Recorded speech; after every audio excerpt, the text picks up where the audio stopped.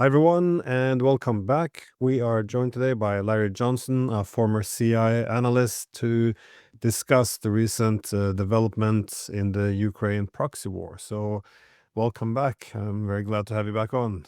Hey, and welcome from your triumphant tour of Valdai in Sochi. Good questions to Putin. Thank you.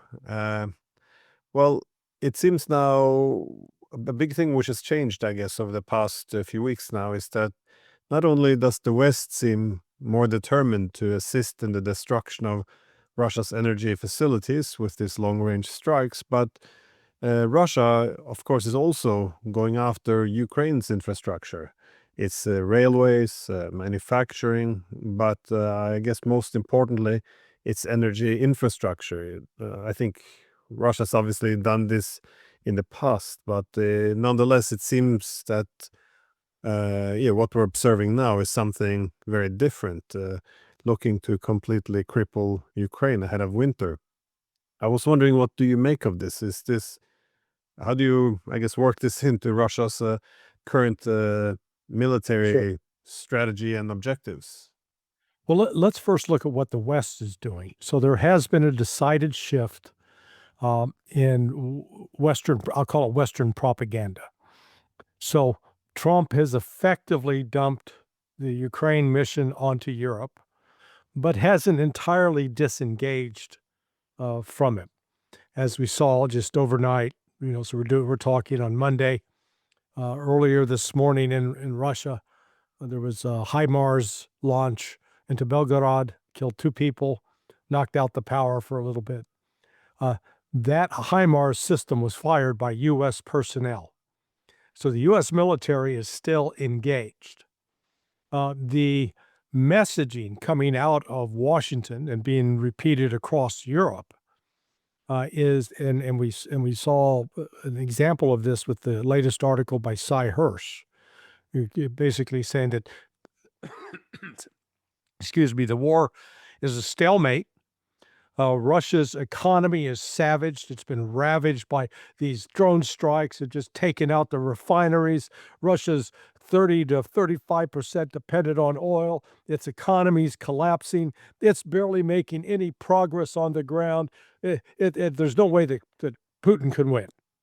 So that's the messaging coming out of, that's what Cy was being told by senior administration officials.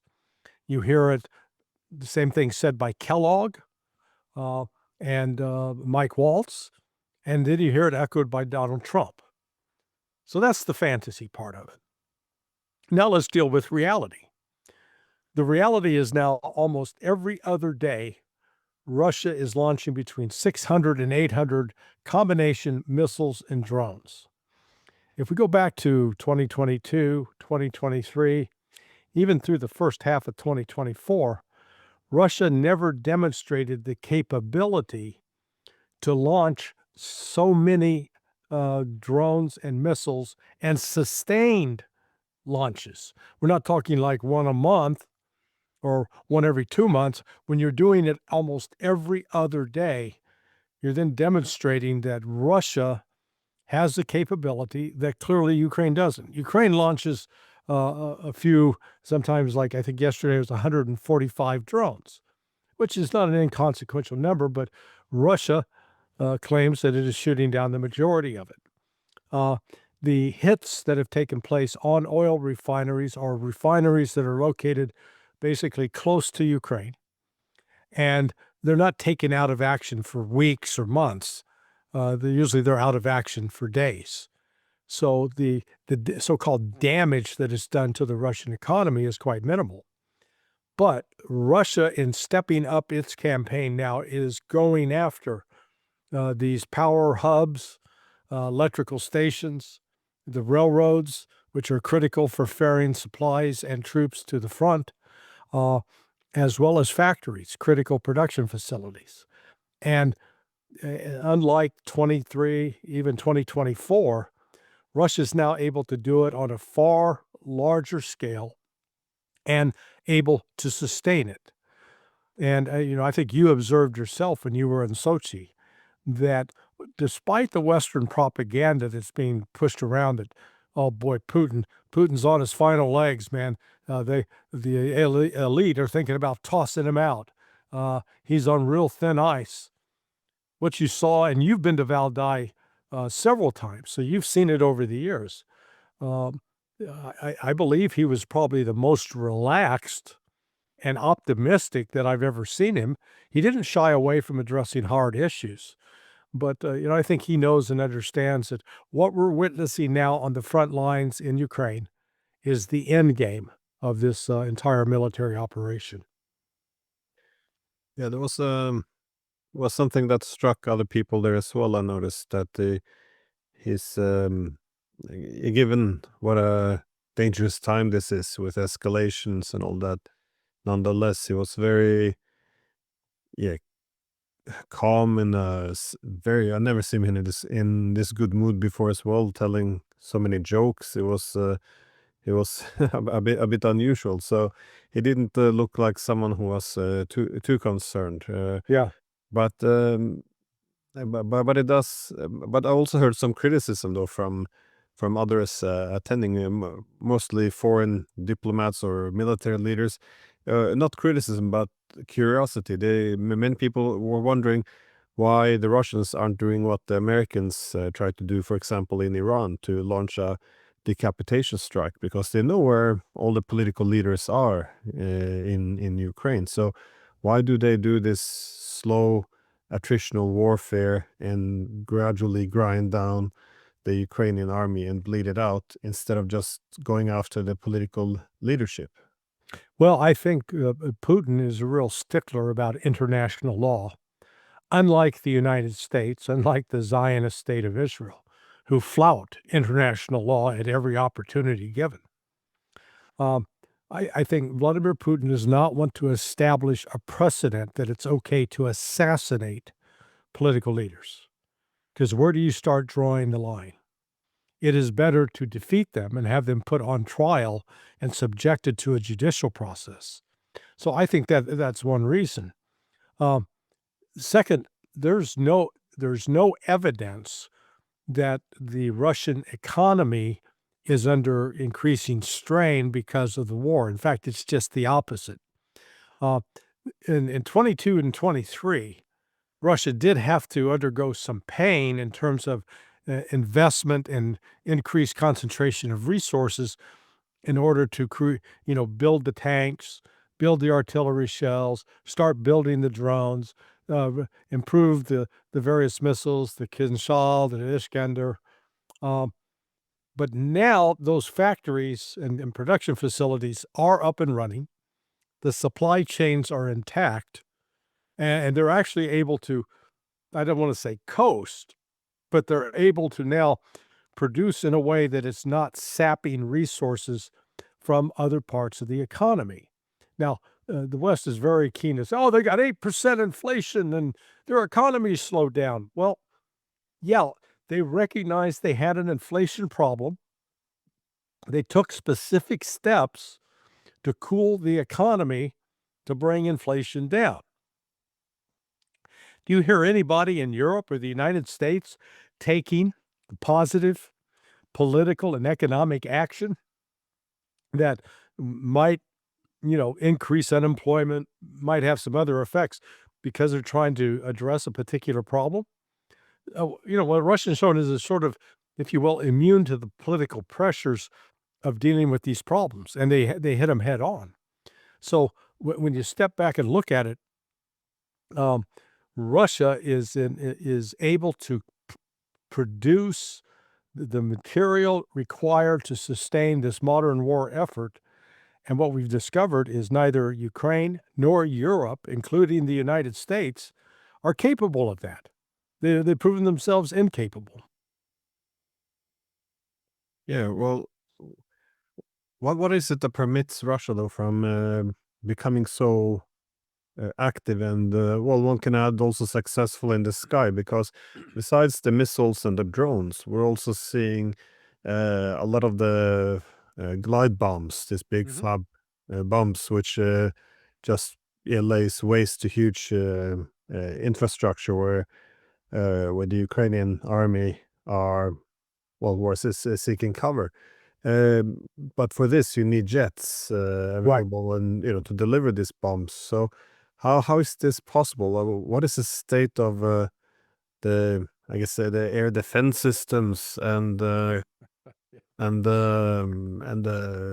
the other what I was gonna say, yeah, the their defense systems and in general the ability to intercept any of their weapons. Yeah, that has Russia's been degrading that all along. Right now, um, basically Ukraine's air defense system is non-existent. Whatever's there, it can only, do very, very minimal support or and heavy. It cannot take out any of the ballistic hypersonic missiles. Uh, it can, go after some of the drones, but the problem with that is if they're using a Patriot system to go after a drone. Let's say the average drone is, I know it's less than 100,000, and maybe 50,000, maybe $25,000. Every Patriot missile, and you got to fire 2 of them to take out that drone. It costs $7 million a piece. So you're going to spend $14 million to take out a 2,500. Let's say it costs $1 million. Right away, who's coming out on top with that? And then when you couple that with the fact that Lockheed Martin can only produce 550 to 600 of those missiles every year, all of a sudden, if it, you fire 2 per drone, right away, if Russia fires 300 drones, and they did that, I mean, they fired 600 the other day. If they fire just 300 and Ukraine tries to take them all out with Patriot missiles, that's a full year of production by Lockheed Martin in one day. Well, we got 364 more days to go. Let's just say that Russia does it every other day, 100. I mean, so the numbers, the math simply does not work. And that's the problem. And so the Russians now have much more flexibility flying both the fixed wing aircraft, the combat aircraft that can drop bombs, the glide bombs, as well as rotary wing aircraft, the helicopters. But also with the destruction, then especially civilian infrastructure and the rail. Now, this obviously limits the ability of the Ukrainian army to function. But another side effect, though, is that especially from the I think it's up northeast regions and Around Sumy and Poltava. yeah, that the recurring blackouts and which might be enduring is also causing civilians to leave as well. Do you see this as being a wider, I guess, assault on the economy then? Yes, oh, absolutely. I think, Russia is now entering, I think, a new phase in the war of attrition, that it's able to um, carry out operations all along that 1,200-mile front. 3 years ago, sort of in the summer of 2022, Russia was at its lowest level in terms of military personnel, both active duty that could be put up on the line. So they had to mobilize some reserves in September because the number of contract soldiers left.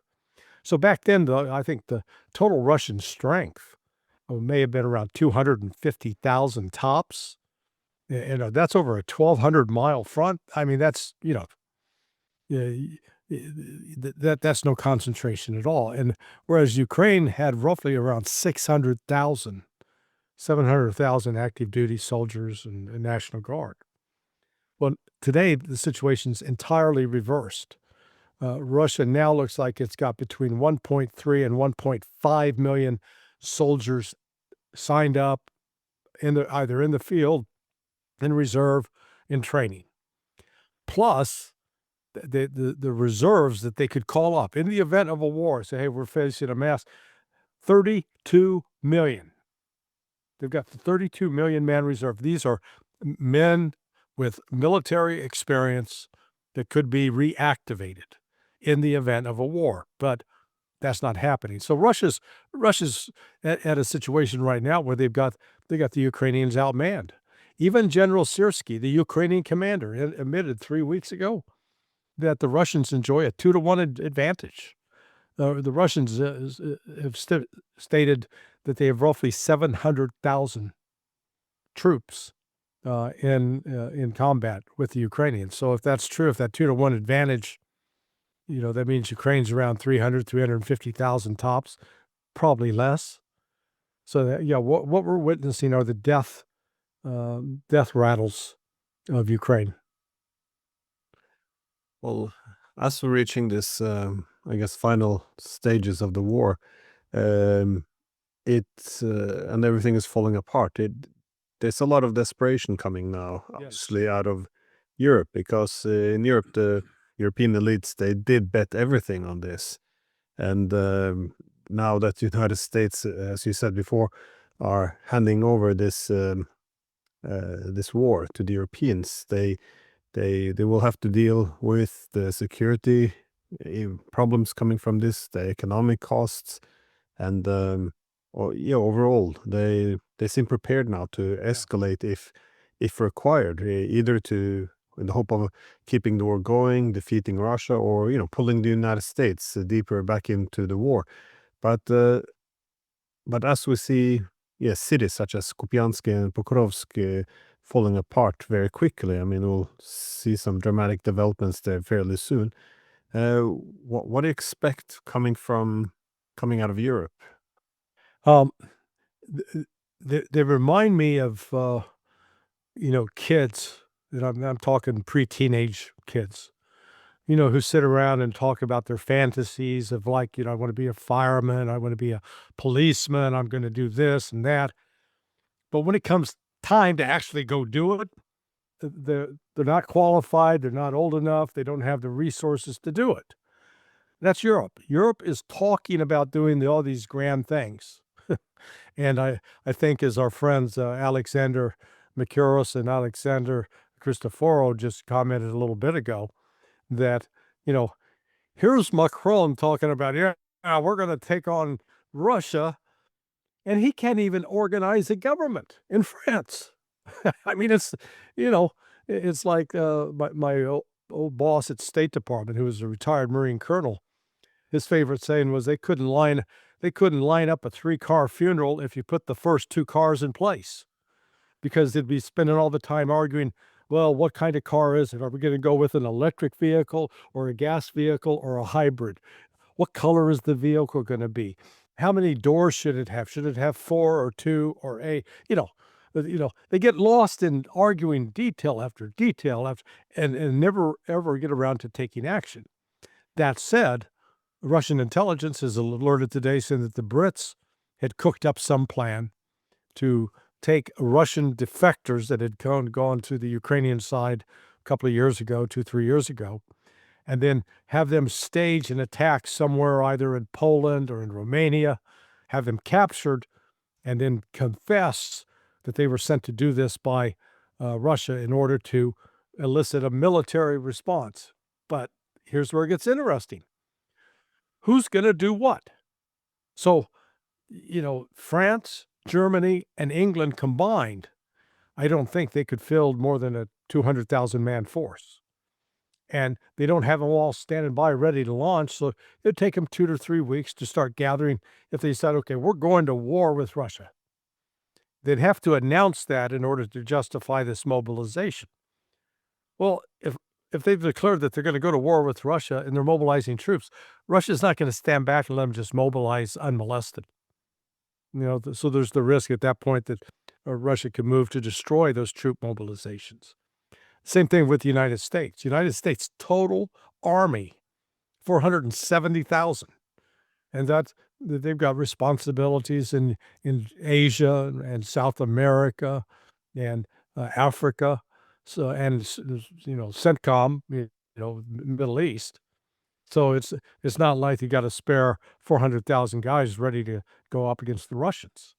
So anything that would be seen by galvanizing a military response from the West is going to take some time to try to put together.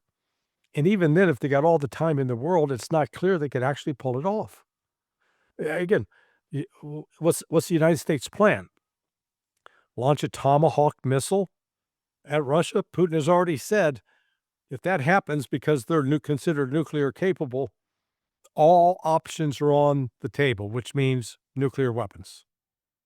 Or is the United States just going to fly in F-35s with conventional bombs? Except the problem with that, if once an F-35 is flying into Russian territory, Russia has got to assume it's carrying a nuke because they are capable of carrying a nuke, and they don't come with a transponder saying, "No, we are nuke free. We're no nuclear weapon on board."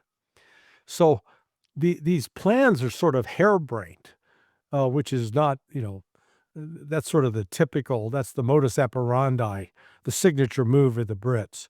Harebrained schemes that were always elaborate even during World War II, but never really worked out, never really produced, contributed anything to the end of the war. Here they're trying to start a war, and they've got very limited resources. Well, I saw that same report that the from the Russian foreign intelligence that the United Kingdom might be prepared false flag attack. But overall, the British involvement in attacks on Russia is becoming more overt. That is, we see media reports that they're engaged directly in the strikes deep within Russian territory. We had the people like the UK Defense Secretary Ben Wallace arguing that what we have to do is is to strangle Crimea to make it unlivable. I mean, this is kind of very strong words. Right. And yeah, the Russians responded. I saw a headline somewhere that by referring to him as a terrorist. I mean, the rhetoric is obviously escalating, and but it's not just the British. The British tend to march in front, but from the other Europeans who hear talks about building a drone wall, I'm not quite sure exactly what that entails. Is that a no-fly zone? But also, EU is looking for illegal grounds to intercept and seize Russian commercial ships. I mean, they can try to make up any law they want. It's still, it's still piracy. It's still an act of war. So it's. But also heard another story that they want to start intercepting Russian missiles and drones in western Ukraine from Polish territory, suggesting that Russia is not allowed to do anything because they're still in Polish territory. I mean, it's we were kind of changing the rules of proxy war and assuming that the Russians will agree with the new rules which we make. Yeah. Where do you see this heading, though? Well, let's start with the drone wall, or I think it should be the balloon wall, because they intercepted these balloons that were smuggling cigarettes. Do you remember the musical artist Nena, who sang 99 Luftballon? Maybe we could get her to come back and sing that as they build their balloon wall to stop the cigarette smuggling. Look, um, Russia right now, with this talk of Europe, it is like an annoying fly that flies around you. It's buzzing here, it's creating a little bit of noise, distraction, but it's not landing on you and biting. So you ignore it. You wave it off, but you ignore it. It's when the fly lands and bites you that you kill it. And that's exactly what Russia's going to do. Right now, what the Europeans, it's all talk, no real substantive action. Yeah, this is with the HIMARS strike last night, Russia's going to retaliate in a very specific way and go after some very specific targets with more missiles and more drones, and the West can't stop it. But they're going to be very cautious about expanding the war outside the boundaries because, look at it from the Russian standpoint. If I'm the Russian analyst and asked to go in and brief President Putin, I got to say, well, Mr. President, there was, I think it was Napoleon that said, well, while your enemy's destroying itself, don't interfere. Let them, sort of finish the work on their own. So right now you have Europe splitting, fracturing, with the victory in the Czech Republic, aligning itself now politically with the Slovak Republic and with Hungary, uh, and possibly with Austria. So you've got a growing bloc within the NATO EU world that is dramatically opposed to going to war with Russia. And I don't see what the Russians wanting to give them a reason to regret that decision. If anything, Russia wants to, cultivate relationships with them. I had personal experience with both the Czechs and the Slovaks back when they were Czechoslovakia. They had just split, and they came to Washington D.C., where I was doing a briefing on terrorism. Because this was 20 years ago, and at the end we presented one certificate for completing the course, and we had the Slovak was here and the Czech was here, and so I put it out in front of me to hand. I wasn't sure who to hand it to. Well, they each grabbed it and started as a tug of war back and forth. So all I'm saying is I'm glad to see that now, instead of a tug of war back and forth, they're all on the same page that, yeah, this going to war with Russia is a crazy thing to do. We're not going to do it. So despite the heated rhetoric coming out, we're not seeing any of these governments. Either Maris in Germany, he's growing weaker, not stronger. The public opposition to his policies is increasing. The same applies in France with Macron. Macron's now going to be under enormous pressure to call new parliamentary elections because they haven't been able to put together a credible government. And then Keir Starmer, his pollings are into, I think, single digits now.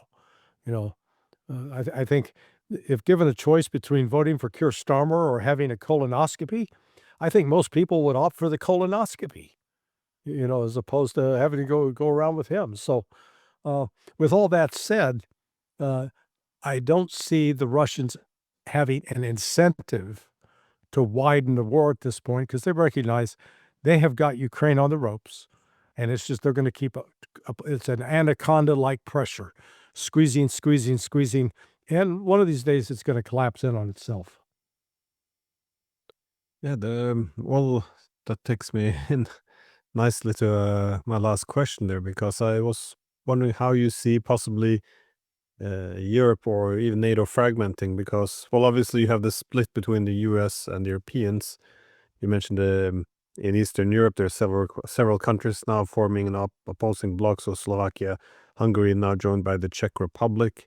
But you also had today Angela Merkel coming out, well, maybe it was yesterday, in an interview in the Hungarian media, arguing that, the Poles and the Baltic states are partly to blame for this war because they're the one who blocked negotiations in 2021. And of course, in Germany, you also have Chancellor BlackRock Merz, who now wants Germany to have a bigger role, which has put him in direct conflict with von der Leyen in the EU bureaucracy. And then, of course, you have the divisions of people versus their own public. So if you look from France, Germany, UK, or you could throw in Romania and many other countries there, they're no longer, I would say, representing the public very well. And their unpopularity is becoming more obvious. But how do you see this playing out, though? Because at the moment, they're still keeping, I guess, the band together, but Sure. Well, it's deepening, isn't it? yeah. Well, before I answer that, let me ask you a question because you're the historian. Can you recall any other period in European history, and let's go back 1,000 years, where there has been such a discordant or separation between the leadership and the populace, the public, in all of these countries? No, it does feel very pre-revolutionary at the moment. Yeah. That is, you have a growing discontent. I mean, it's the political legitimacy, it's the economic, it's the social situation. And also, there's a growing sense, I think, that it doesn't matter who you vote for because, well, you can vote, but you'll get the same result, even if you're able to vote in the people you wanted, like in Italy, they got Meloni. And but then once she's elected, she integrates very well into the European blob, and she turns Right. on everything. And I was told by a good source in the Italian establishment that she more or less recognized it herself that we're heading towards a big wall. This is going to go very wrong, but she doesn't do anything. She just continues straight ahead because that's what everyone else is doing. So they know that this is going to end in disaster, but they don't change the course, which is kind of the definition of what leadership should be.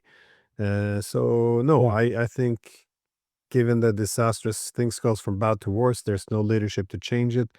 I think you're gonna have growing incentive from the public to throw a wrench into the whole system. So yeah, I would I would define it as a pre-revolutionary moment. Yeah, so that, and I think the Russians recognize this. What we have throughout Europe, and it's actually starting to emerge here in the United States, is you don't have a true majority political movement. MAGA is the closest thing that comes to a majority political movement, but Trump's policies vis-a-vis the Epstein files, vis-a-vis Israel, uh, vis-a-vis looking about getting us engaged in wars with Iran and Venezuela, has eroded that base. I mean, I know several people who were, staunch MAGA supporters are no longer in that case. So, let's look at the latest election result, for example, in Slovakia, or I mean, in the Czech Republic, and that the winner, and I'm putting quotation marks around it, got 34% of the vote. Well, I'm not great at math, but that's 1/3. That means that 2/3 of the population holds a different view than that 1/3. But that is sort of indicative of the situation that Europe is in, that when minority parties can become, they get a plurality of votes, that they become, that's the influential thing. Well, that is going to be continued governing weakness across the board because we're seeing it again. The same thing in Germany. They talk, oh man, AfD is surging into the lead with 28%. So they're not even a third. They're barely above a quarter. Ditto in the UK and in France. So when you see this this kind of fracturing of the political systems where there is no clear consensus on the path forward, it does make all of those societies ripe for the kind of authoritarian leadership that emerges in the midst of a crisis. And a crisis will come if these countries decide to try to attack Russia in any way. Russia will retaliate, and I'm sure that they will use the Oreshnik missile at strategic locations in Germany or France or the UK or Italy against military facilities, against war production facilities. They will avoid, to the extent they can, civilian casualties, but they will actually go after and hurt each of those countries, and it puts them in the dilemma that their only response is, are we going to launch a nuke? Because unlike Europe, Russia does have ballistic missile defense systems capable, not 100% certain, but still capable of defeating a lot of those ballistic missile threats. So, again, it spins Europe off into it's a no-win situation. And if you get economic collapse coupled with military defeat, then you're looking at real chaos evolving across Europe. And the United States is not far from that either. We've got the luxury of the two oceans, but the fracturing that's going on right now in this country is real and significant. It is also something interesting that the worse things goes domestically, the more they look towards foreign policy as a safe place Right.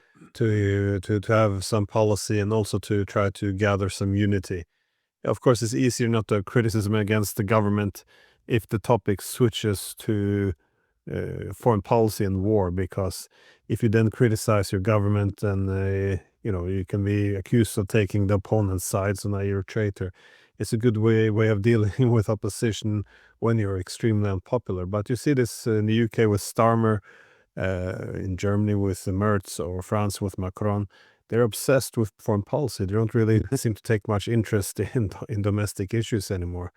And well, it's also this issue of their obsession with trying to weaken Russia, or even more specifically Putin. That was part of Ben Wallace's comment on strangling Crimea. He said Crimea has a special place in Putin's pride, so we have to destroy it. I mean, this is more or less, well, I'm paraphrasing here, but the assumption is that, oh, he's the big Satan. He's the latest revival of Hitler. So if we can undermine him, then everything will be fine. The problem is that the main opposition now to Putin is not coming from someone who wants to capitulate. It's coming from the people who thinks that Putin is way too restrained, that Yes. he has let Russia's deterrent become not a mockery, but weaken. The fact that the Europeans openly talk about and strike Russia, that they're talking about the Russian nuclear deterrent as a blackmail we can't even think about respecting. They see this as having the consequence of giving in to Russia too much. So I'm just saying that the calculation seems to be all wrong. So if we just weaken, make Russia now, make Putin look weak, then somehow they're going to have to step back. I mean, no, it's going to be the exact opposite. You're going to have bombs raining over Europe. It just seems, I'm not sure if they believe their own propaganda, because if the only thing they look at is foreign policy, shouldn't this be obvious? Yeah, we're 3.5 years into the special military operation. And we can go back in time and say, can we point to any moment where the Europeans or the Americans made a decision that actually made sense and turned out to be effective and weakening Russia and thwarting their military ambitions? Well, the answer to that is no. It's been just the opposite. Um, it- and it's a lesson we failed. When I say we, the West, and particularly the United States and Great Britain, failed to learn in World War II. In World War II, we proceeded with this assumption and have continued to grasp onto it since then, that if you kill enough civilians, and the Israelis or the Zionists are doing the same thing in Gaza, if you kill enough civilians, you'll sap the will of the people to support the governing authority, and therefore hasten surrender. Well, again, it had the exact opposite effect. It ended up angering the people against those coming from outside. I mean, and I'll draw the parallel like right now with Hamas. This proposed peace plan is to get Hamas to give up its weapons, except they've received so many new recruits, not just Hamas, but these other Palestinian organizations, kids who lost their mother, their father, their brother, their sister, their cousin, their aunt, their uncle, their grandmother. They want revenge. So it ends up causing the exact opposite effect, the militaristic approach. And that's where I think you're seeing Putin just, as we talked about earlier, he doesn't need to go assassinate and kill all of the Ukrainians. They'll take care of that themselves. All he has to do is achieve to make it incapable for them to continue the fight.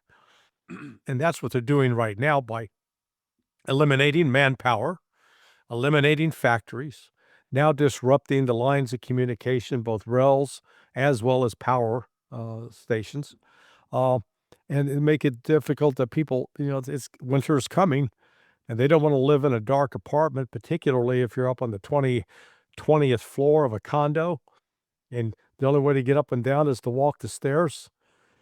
I used to have a condo on the beach in Pompano, Florida, and it was on the 22nd floor, and a couple of times I said, "Oh, I'm gonna take the stairs."